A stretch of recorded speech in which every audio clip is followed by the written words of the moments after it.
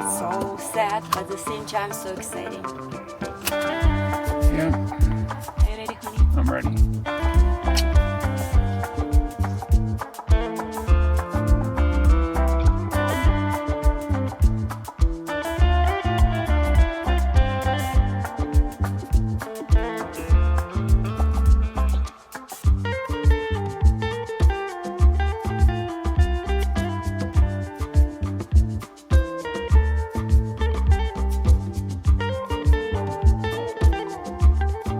Morning. Good morning, everyone. As you can see in the video, we just left our house. Yeah, so it's really ironic that we are exactly 11 months and 2 weeks from when we purchased the property. So basically 1 year. 1 year. 1 year ago, within a few weeks, and here we are in our car. With our pets. Yeah, I've got Nico, we've got Leah, and it's been a whirlwind. It's been exciting. It's been stressful. It's been sad. It's been sad. Leaving Las Vegas. First of all, for those of you who are just joining us, my name is Natter. My name is Alina. And we're Sin City Country.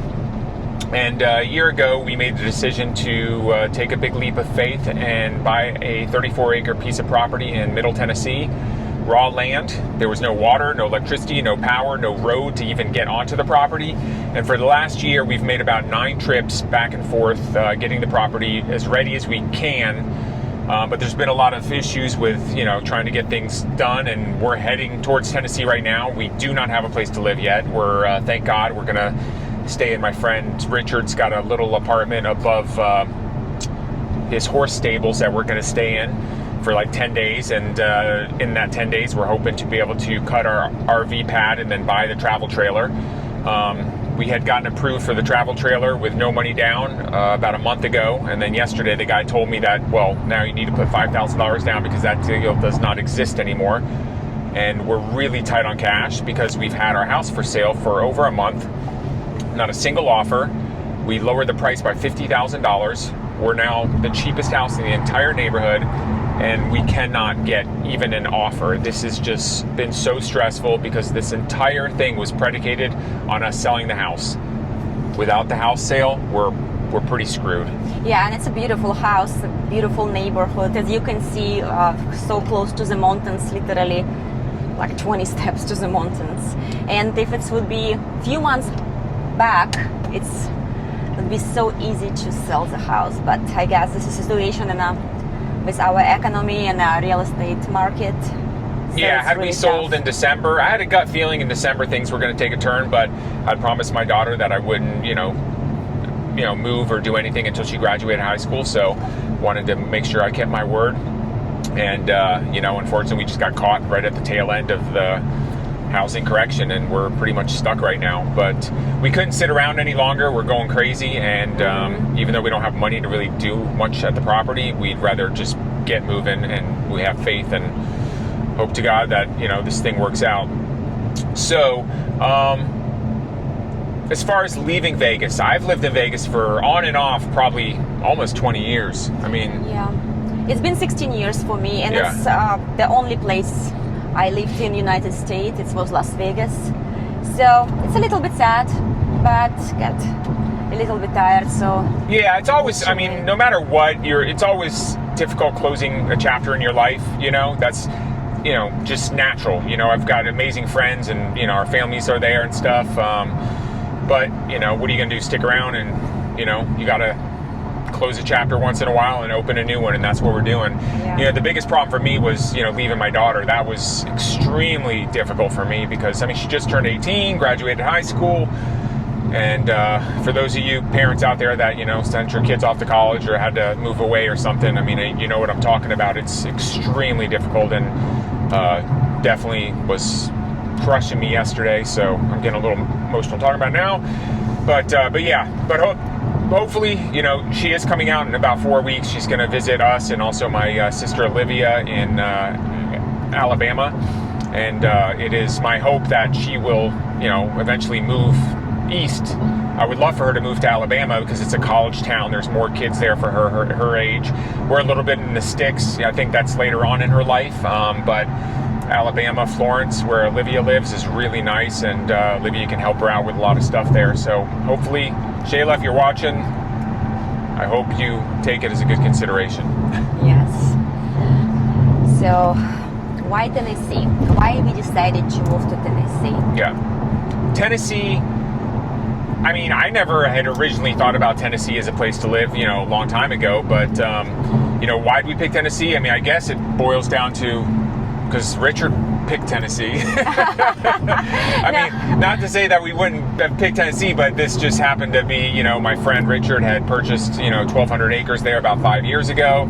Alina had always said, it's funny, she went back through all her... it's my notes, little notes. When I first moved to United States, I put the list of the places I want to visit, and Nashville, Tennessee was #1 on the list, and it was little heart around it. And I've never been in Tennessee when I was writing this.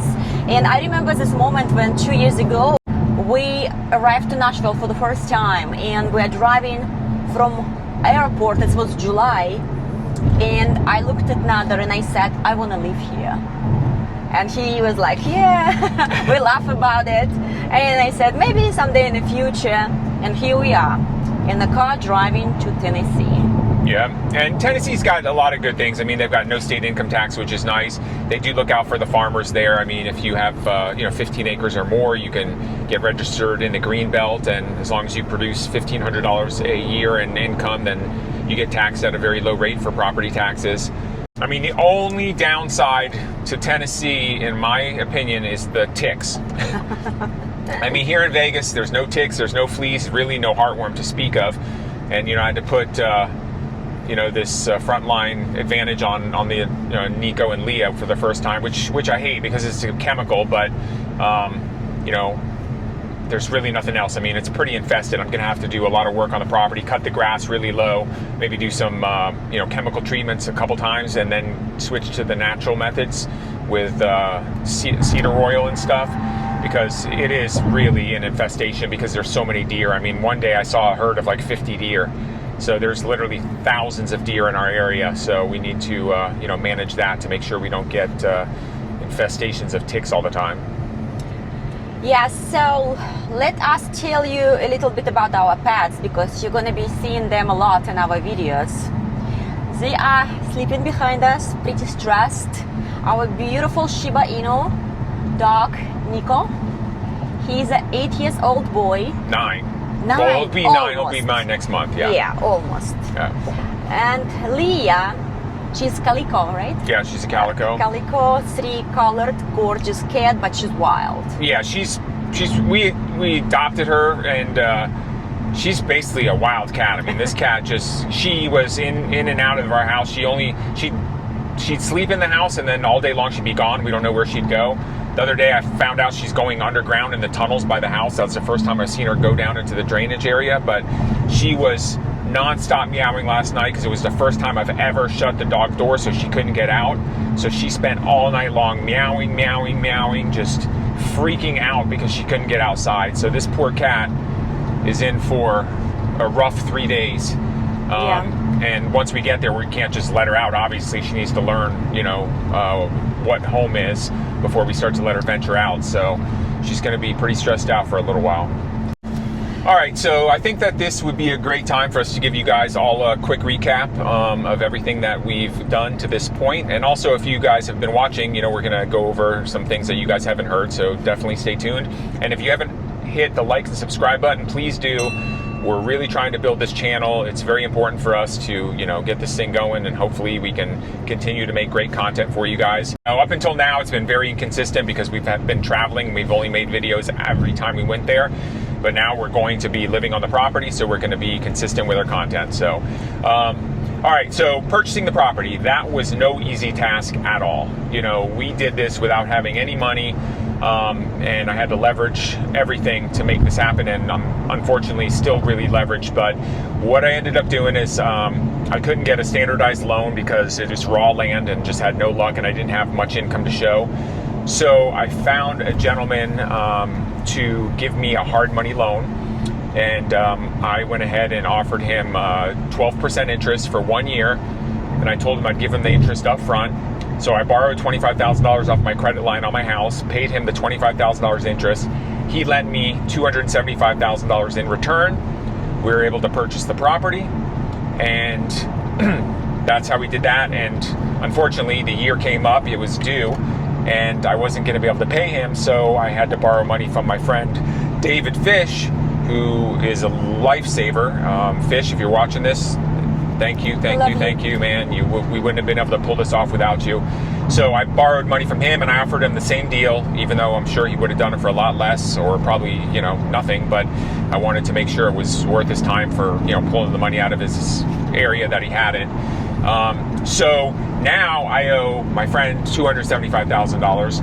I owe $100,000 on my credit line, and I owe $30,000 on a credit card that I used to get to this point. So all in all, $400,000 is how much debt we have, and it's all predicated on selling the house. Once we sell the house, we'll clear the debt, and then we'll have enough money to build a little house or something.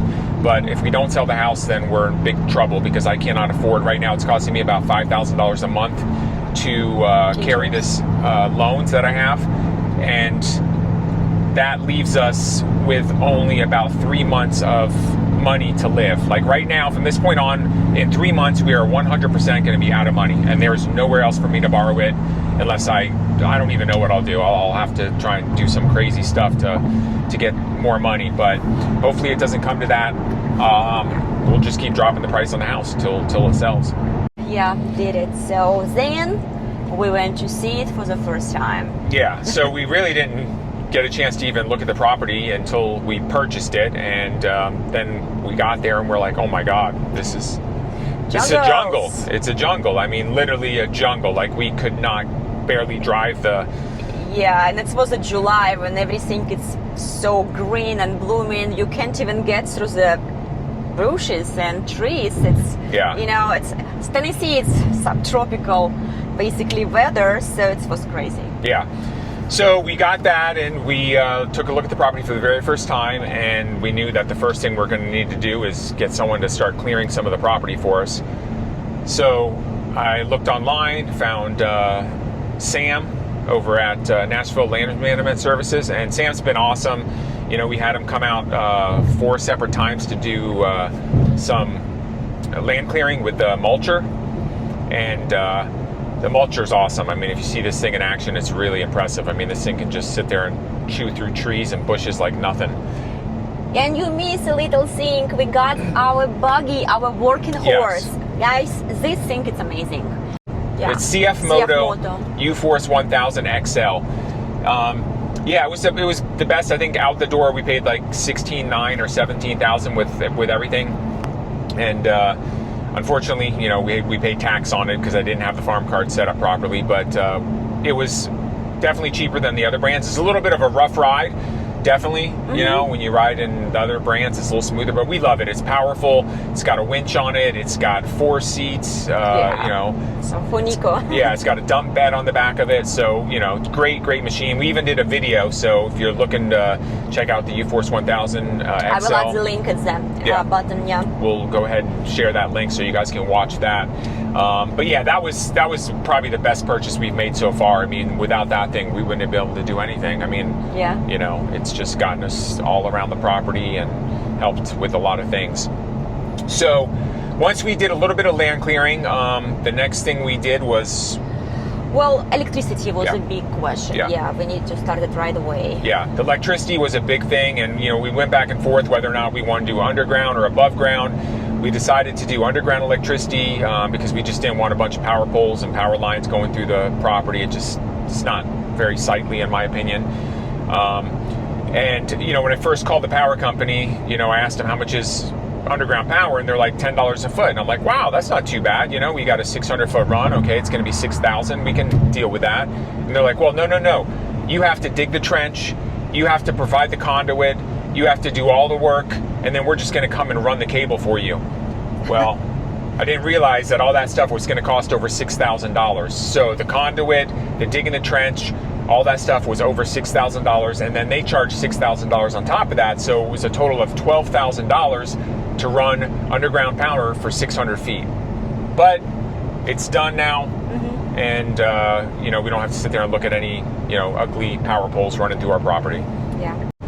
The next thing we had to do was the road, because we had no way to access our property. The only way we were able to get to it was going with our buggy through Richard's property, but there was no way to get onto our property with a car or anything. So, yeah, from the main road. Yeah.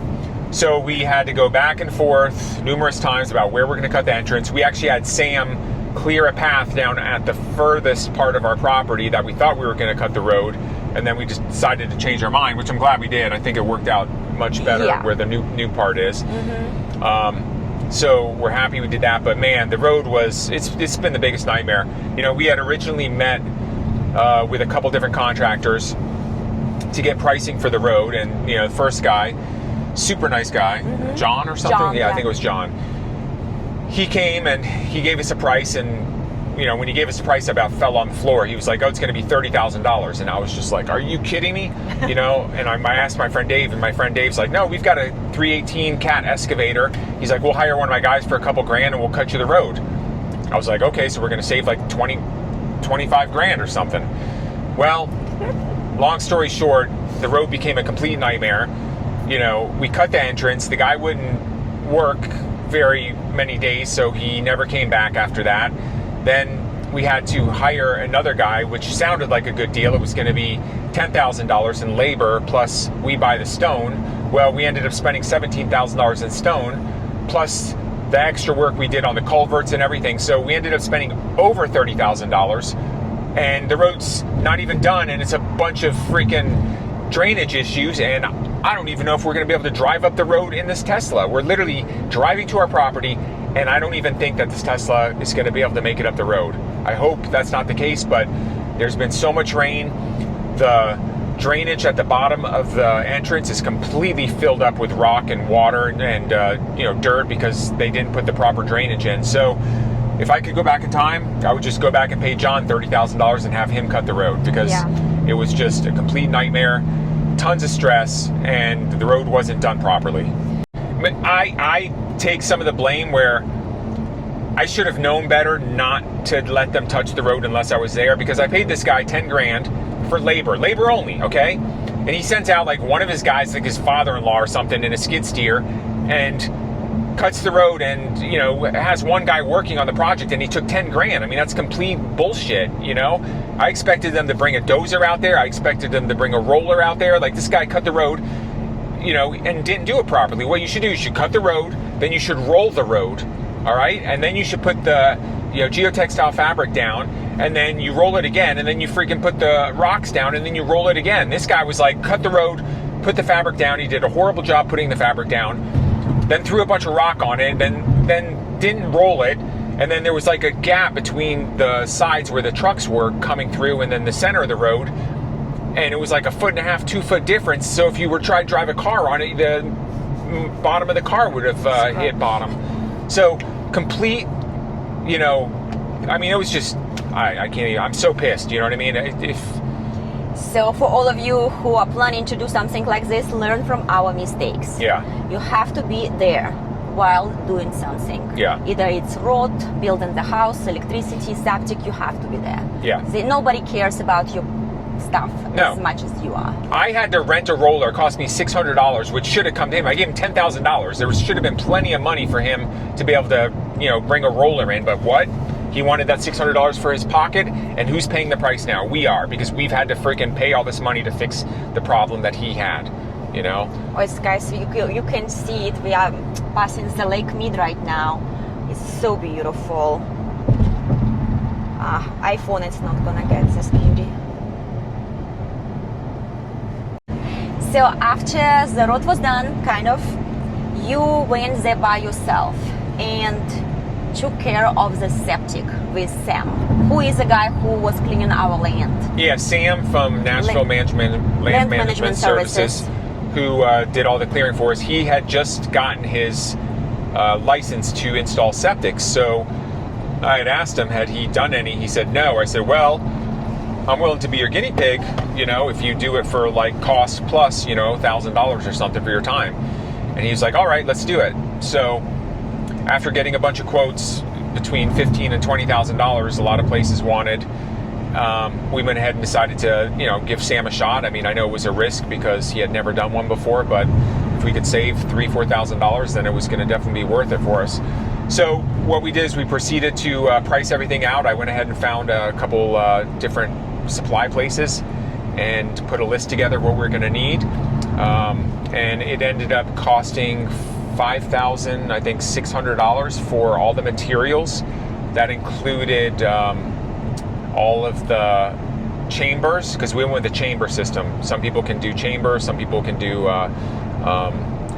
stone. We decided to go with chambers, even though it's a little bit more money. And we went ahead and did a plastic tank, because at first I couldn't find any cement tanks. After we did the install, I found a place that would, be able to get them for us. So lesson learned there. Sam did the install, and during the install, it was a complete nightmare because we kept getting horrible rain. So you dig a trench, and then all of a sudden we get rain and fill with water, and then you have to stop. Long story short, we did the install. We set the tank. I went to bed.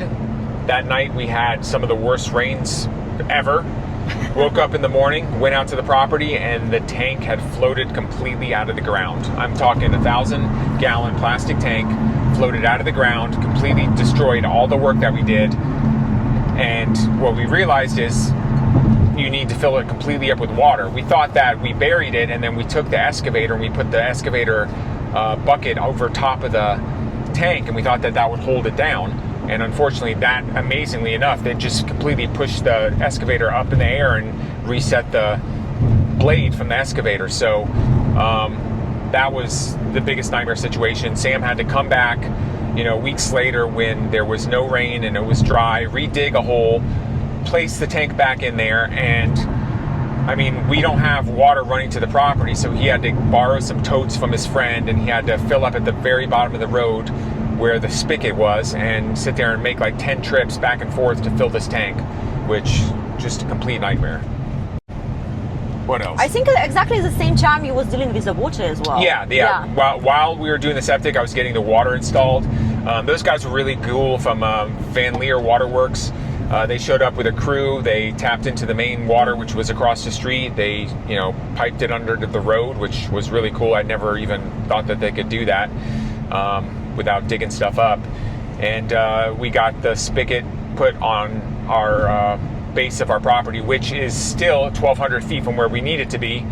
I did buy 1,200 foot of PEX B pipe. That cost about $1,000. That's something we haven't done yet. I did get a quote from a guy for digging a trench. So I asked him how much it would cost to dig a trench from here to there, and he said it was going to cost $6,000 to dig a trench. Like, I'm just blown away at the prices I'm getting. Like, guys, I don't mind if you're going to make a profit, but when you're trying to charge me $6,000 to dig a trench, that's rape, okay? It's ridiculous. Like, I would never pay you that money. Like, I will dig it by hand before paying someone $6,000 to dig a trench. So when we get there, one of the first things we're going to need to do is do that. Deal with the trench. So probably have to rent a trencher, and by the time I'm done, I'll probably say I should have paid $6,000 to dig this trench. But yeah, no, it's crazy. I mean, I'm concerned. One of my biggest concerns now is the grass. Last June, the grass was like 6 foot high, and we haven't cut it. So when we get there, it's going to be a jungle, and I don't know what I'm going to do. I'm going to have to try to get someone to see if they can cut it for us, Yeah. So as you can see, guys, it's been almost a year, and from the raw land, now we are looking at entrance, gravel road, bad or good, we'll see, but still we have it. We have electricity, we have water, maybe not all the way up to the house spot yet, but still we have a water in the property, and we have a septic. So we maybe doesn't seem like we have a house and ready to live there yet, but all these important things were done during this time while we were living in Las Vegas and just traveling there for like 4 days a time, every 1.5 months. Yeah, so if you break it down to how many days we were there, I mean, my goodness, I mean, we did a lot for the days that we were there. I mean, what? I Yeah. mean, probably 20 days. I mean, total. Yeah, I mean, probably. I probably spent 20 days total there. In all over the course of the last year, and we were able to get this stuff done. So, it's definitely, hopefully, going to be easier when we're there. Obviously, because if it rains, we don't have to sit there and worry about it. We just wait it out. That's the biggest thing is the weather. It's been raining nonstop. This last month. Okay, we just got to Arizona, so Yay. one state down and however many to go. Yeah. So once we got all that done, we needed to figure out what we're going to do as far as living. There is no time, obviously, to build a house, so we need to go ahead and get something temporary. So the first place we looked was Boxable, right? Yeah, Boxable. If you don't know what is Boxable, this is a foldable home, which is, I think, headquarter based in Las Vegas. Yeah. So we had a big tour, a video. I will add the link to the video below if you're interested. So, but Boxable was not an option. Yeah, we have a video. It actually has over 200,000 views, so we'll link it. Check it out. We toured the factory, but it's a great concept and everything. But they've got like 100,000 people on the wait list, and it's $60,000, and they can't tell you when it's going to be done. And just, I mean, it's a great concept and company. The people are cool, but I don't even know if they're going to survive. I mean, they're sitting there trying to raise money constantly, which is never a good sign. So after we decided Boxable wasn't going to work, we started to consider travel trailers or fifth wheels, what we looked at. Yeah, we also checked a couple of modular homes. Yeah. We went in Tennessee. Cabins, yes, correct. Cabins. We went to Tennessee hilltop structures. We even tried to look on some container homes. You went, and it was also a ridiculous price for container. Yeah, so the best option for us for now would be the RV. Yeah, it's crazy. I mean, these tiny homes have gotten to the point where they're almost as much as like a regular home. I mean, you're talking a little, 400 square foot tiny home, is $100,000 now. I mean, that's absurd. It's just ridiculous what prices have done. So we know the travel trailers and the fifth wheels aren't built very well. And I know this for a fact because I've had to pay for 3 different inspections where we put money down on one. And since we weren't going to be able to inspect it ourselves, I got it inspected, and it's been a nightmare because the first one I put a deposit down on, they went in and inspected it, there was a problem with the roof. Second one, put a deposit down, problem with the roof. And these are brand new units. So this last one was the Solaire 3300, and it fit, it basically fit all of our needs. I mean, it's not perfect, none of them are. And the guy came back with an inspection, and the roof was all bubbled up. And basically he said, look, this could be no problem or it could be a problem. And I'm like, well, I'm not buying a brand new unit with a screwed up roof. So I told the guys, and then they were like, okay, we'll call the manufacturer and see if they'll replace the roof. So they called them, they got an approval to replace the membrane, because that's what the problem was the membrane. And they went ahead and replaced the full membrane on the roof. And I had the inspector go out again 2 days ago. He inspected it, said everything looks good, and he gave us a green light. I mean, that's all we can do, These RV inspectors, are worth their weight in gold if you're not able to go there and inspect it. So we're going to go ahead and take the risk and purchase this RV or this travel trailer and, pray to God it doesn't give us problems. Yeah. So we decided to get an RV cover that we're going to later turn into our barn, because what we're going to do is have them come out. It's a metal building, and they're just going to do the top part, and then later on we can pay them to have it enclosed. So we're not going to spend money that's not going to be used later. I didn't want to just buy something now that we're going to temporarily use and not get any use out of it later. So this is going to be a good way for us to protect the RV. It's going to keep the heat index down on us. It's going to allow us to put a fenced-in area so that Nico and Leah can, be around the trailer without us having to worry about them going out and getting into trouble. So we put a deposit at Tennessee Steel Buildings, $1,000 deposit, and now we have to come up with $8,000 for them to come out and to do the install. So we're waiting on the ability to do that. So I don't know if that's going to happen before we get the RV or not. I doubt it, but we're going to add that as soon as we can. Yes, this is our plans, but what we're doing now, we just left Las Vegas about half an hour ago. We already in Arizona. Our plans for today to cross Arizona, get to New Mexico, Yeah, and stay overnight in Albuquerque. that's the plan. Albuquerque will... What time does it say that we'll arrive to Albuquerque? 5:47 p.m. So if we can stay on track with the Tesla charging and everything, it says we'll get to Albuquerque at 5:46 p.m. God willing. And thank God that I paid for the autopilot subscription. I got to tell you, if you guys have never driven in Tesla, this autopilot, I mean, this whole time I've been talking to you guys, the car's been driving. I mean, I have not really had to touch the wheel at all, except one time, I think it was. But yeah, hands-free. It's got a thing that can tell when you're paying attention or not, and gonna let this thing drive us the whole way.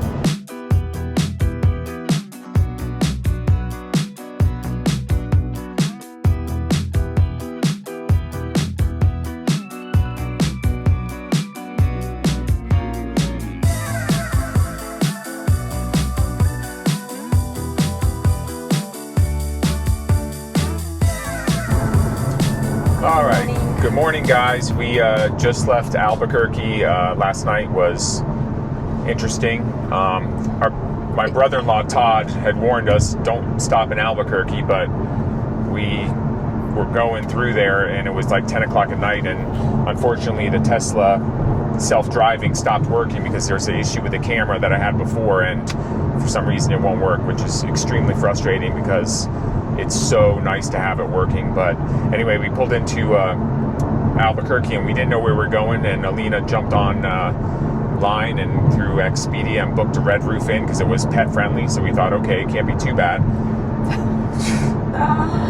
I never been so much scared in my life for my life. I mean, Todd, you were 100% right, man. That place is a shithole.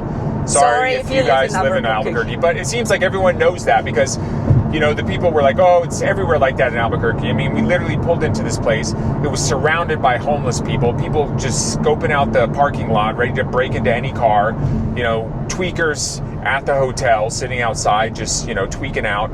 And it was just a bad scene. We literally grabbed the key, went upstairs, and we're like, no, we're not staying here. And the lady's like, well, we can't give you a refund. And, you know, that was like $70 down the drain for nothing. And we ended up going down the road to airport, by the airport area, which was, you know, less of the shady people. You know, it was like $100, and the hotel was still a piece of crap. So if you're ever driving through Albuquerque, keep driving. Don't stop. Yeah, no need to stop in Albuquerque. And again, sorry if you live here, but man, it's just so bad. Yeah, I mean, we're driving in New Mexico. It's a beautiful state, nice red rocks and hills. It's a nice state, but I mean, Albuquerque. Yeah, no need guys, to stop there. No need to stop there. So yeah, we're on the road, and we're gonna just drive as long as we can, and try to get to Oklahoma today. Try to get to Oklahoma today, and you know, Nico and Leah have been great. Unfortunately, Leah, you know, it's hard to get mad at her because she was so good on the trip yesterday, but last night she was just meowing all night. Probably got like 4 or 5 hours of sleep and just feel exhausted. And, you know, the poor cat, not to blame her. I mean, she spent her whole life living in the Vegas house, and she had that neighborhood dialed in, and she was an outdoor cat, indoor cat. So put her in a little cage and driving her across the country is really stressful for her. So trying to be as patient as we can with her and give her the time she needs and not get upset. But it's hard when it's 2 a.m. and she won't stop meowing. So, all right, guys, we'll update you as we head along, and talk to you soon.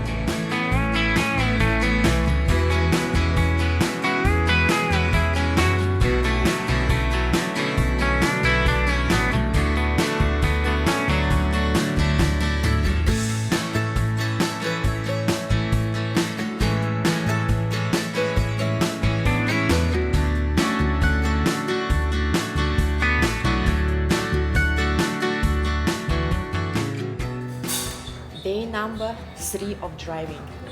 Having breakfast in La Quinta. Finally got some decent sleep. Oh yeah. Leah has finally calmed down, getting used to the rhythm of the travel. Yeah, enjoying the breakfast, and our next step, we are going to Oklahoma City to the Tesla service. So hopefully they can fix our autopilot issues and our camera issues.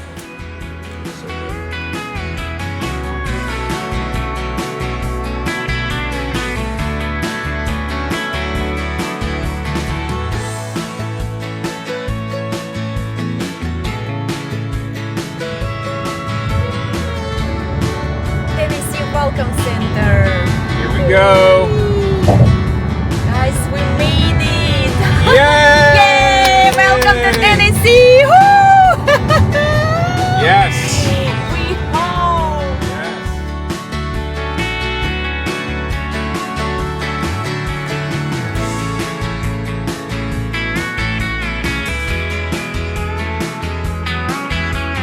Yeah, it's been a long drive, and I don't know, it feels surreal to be honest with you. It just hasn't hit me yet, I guess, because we've been on the road now for 4 days. So it's going to take a couple days to hit, but yeah, we're getting ready to turn on our street, and you know, we haven't seen the property for a month and a half. I have no idea what the road conditions are like.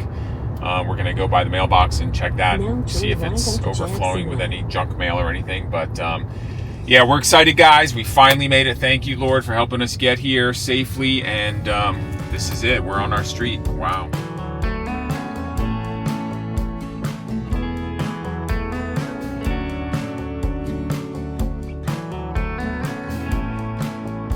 We've officially made it to Tennessee. After a long drive from Las Vegas, it feels good to be home. Up till now, we haven't been consistent with our videos, mainly because we weren't living here yet. But now that we are, we look forward to sharing more of this journey with you. We really want to thank those of you who've stuck with us and continued watching. Your support means a lot to us. At the moment, we're staying at our friend Richard's apartment above the horse stables. Internet access is pretty limited. We're actually working off 1 bar of LTE and doing our best so we can get everything set up. But we're here, and we're committed to bringing regular content moving forward. If you haven't already, please like, subscribe, and hit the bell so you don't miss what's coming next. This is just the beginning.